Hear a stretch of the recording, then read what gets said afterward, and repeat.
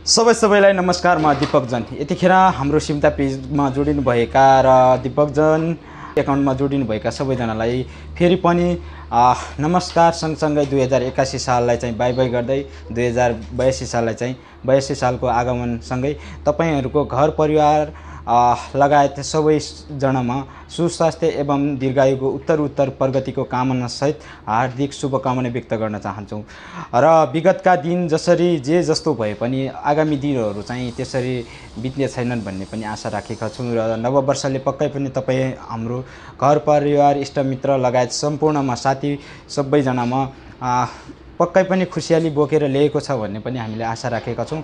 र हामी यही भिडियो मार्फत सबैजनामा पनि शुभकामना व्यक्त गर्न चाहन्छु। तपाई जहाँ हुनुहुन्छ मस्त अनि स्वस्थ अनि व्यस्त रहनु होला हैन।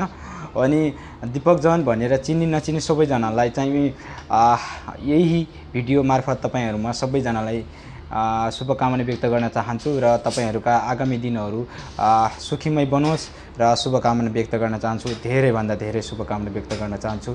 नववर्ष 2082 सालको पावन